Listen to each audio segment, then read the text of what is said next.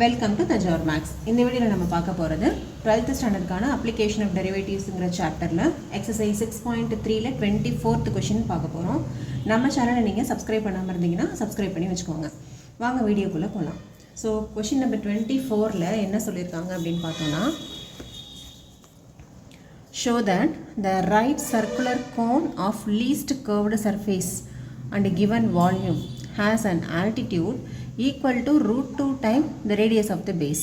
இப்போ இதில் என்னென்ன இருக்குன்னா, curved surface தான் least அப்படின்னு சொல்லிட்டாங்க.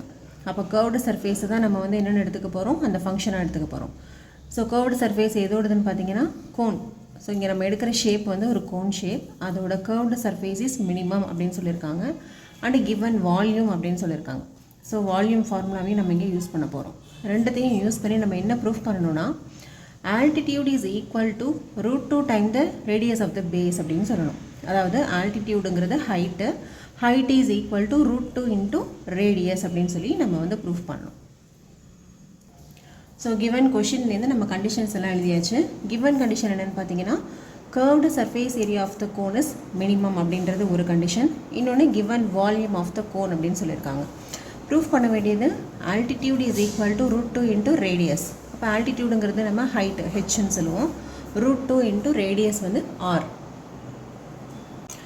ஒரு கோனோட ஹைட் அதுதான் வந்து ஆல்டிடியூடுன்னு சொல்லுவோம். Height is equal to root 2 into radius of the base. இந்த கண்டிஷன் தான் நம்ம வந்து இப்போ ப்ரூஃப் பண்ண போகிறோம். ஸோ ஃபஸ்ட் அதுக்கு நம்ம என்ன பண்ணிக்கிறோம், கிவன் வால்யூம் அப்படின்னு சொல்லியிருக்காங்க இல்லையா, வால்யூம் ஆஃப் த கோன் அதோட ஃபார்முலா வந்து நமக்கு தெரியும், 1/3 πr²h. இப்போ இதுலேருந்து வால்யூம் ஆஃப் த கோன் வந்து நம்ம v அப்படின்னு மார்க் பண்ணிக்கிட்டோன்னா 1/3 πr²h. இப்போ இதுலேருந்து நம்ம ஹெச்சோட வேல்யூ மட்டும் ஃபைண்ட் அவுட் பண்ணிக்கிறோம். அப்போது இங்கே என்ன ஆகிடும், 3 வந்து மேலே வந்துடும், டிவைடட் பை இந்த πr² வந்து கீழே வந்துடும். This is equal to height h. Okay, இப்போது ஹெச் வந்து in terms of volume and ரேடியஸில் நம்ம வந்து ஃபைண்ட் அவுட் பண்ணி வச்சுருக்கோம். ஸோ இது வந்து தனியாக நம்ம பின்னாடி யூஸ் பண்ணிக்கலாம்.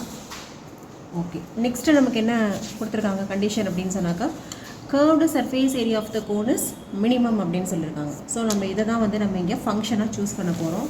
Curved surface area of the கோனுக்கு நமக்கு ஏற்கனவே ஃபார்முலா தெரியும், πr/l.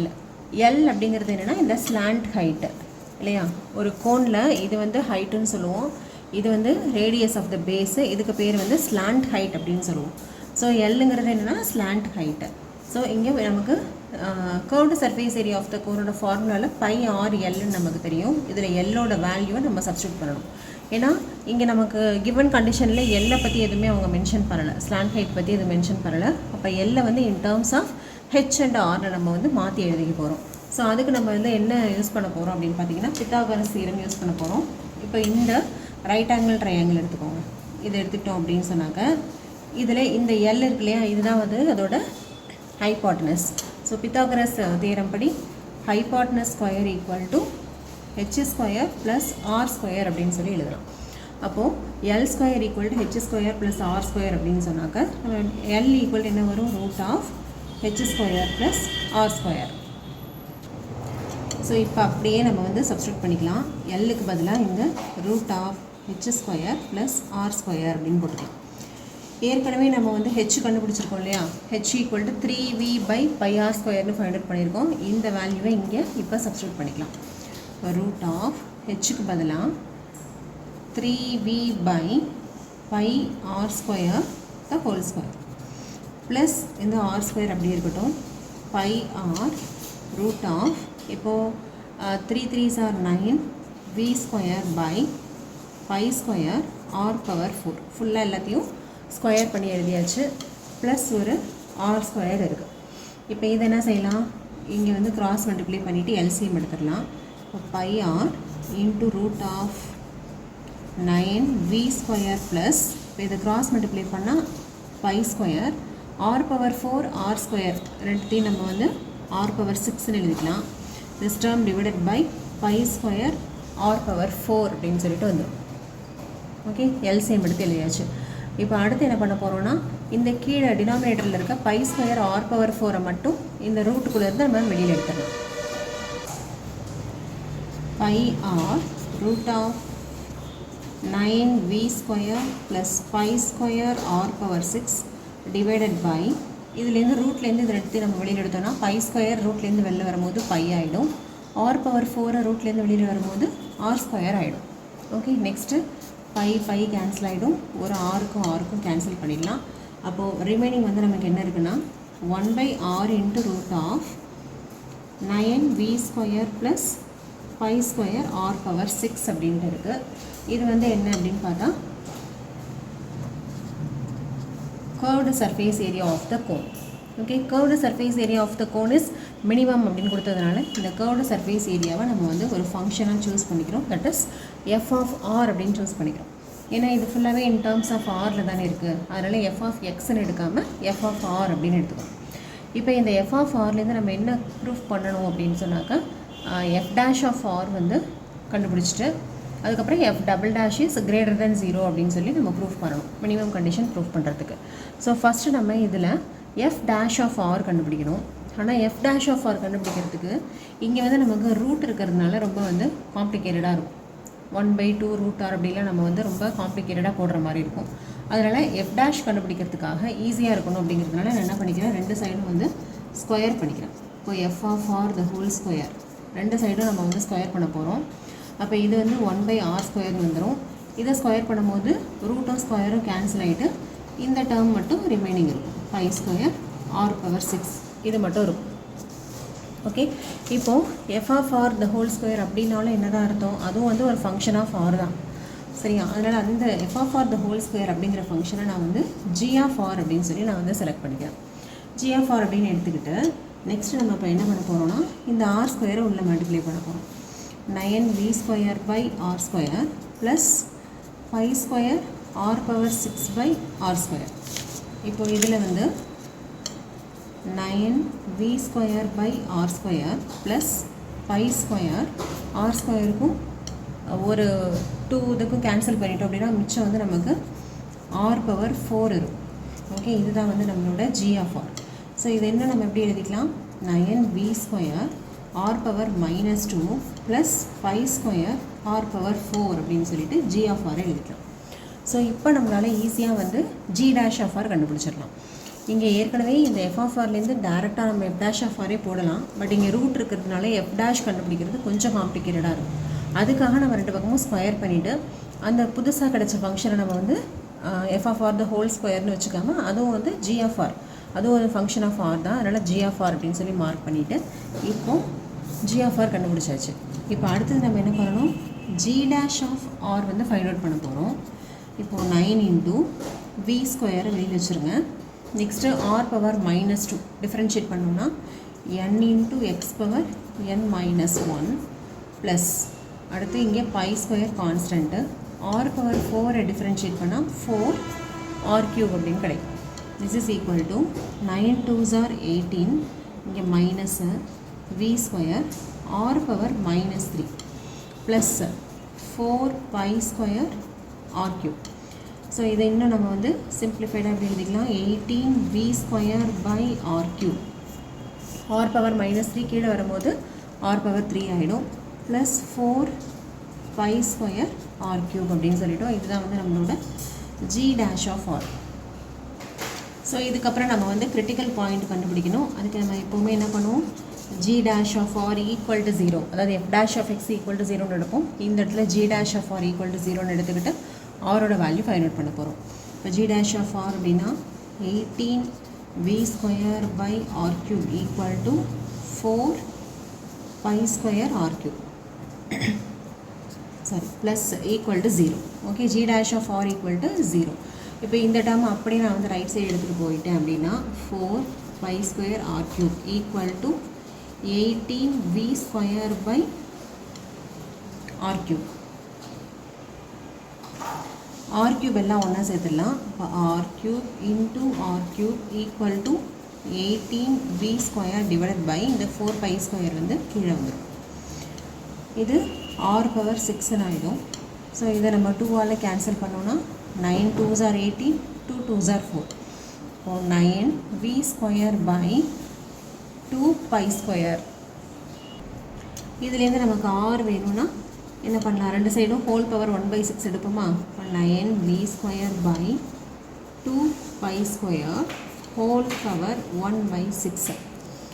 இதுதான் வந்து நம்மளோட கிரிட்டிக்கல் பாயிண்ட்டு. ஓகே, நெக்ஸ்ட் நம்ம என்ன கண்டுபிடிக்கணும், f' எழுதிட்டு அதுலேருந்து f" வந்து ஃபைண்ட் அவுட் பண்ண போகிறோம். இப்போது f' வந்து நம்ம ஏற்கனவே ஃபைண்ட் அவுட் பண்ணியிருந்தோம். பட் நம்ம இங்கே எடுத்துக்கிட்டது f''க்கு பதிலாக g மார்க் பண்ணியிருந்தோம். அதனால் g' வந்து எடுத்து எழுதிக்கலாம். g' வந்து ஆல்ரெடி நம்ம கண்டுபிடிச்சது -18v² r⁻³ ப்ளஸ் 4π² r³ இதை வந்து நம்மளோட g' கண்டுபிடிச்சிடணும். இப்போ இதுலேருந்து செகண்ட் டெரிவேட்டிவ் g" கண்டுபிடிக்கலாம். -18v² வந்து கான்ஸ்டன்ட்டு, இதுக்கு n × x⁻n−1 plus 4π² r³ differentiate பண்ணால் 3r². இப்போ minus into minus plus 18v² r⁻−4 into ஒரு 3 ஒன்று இருக்குது.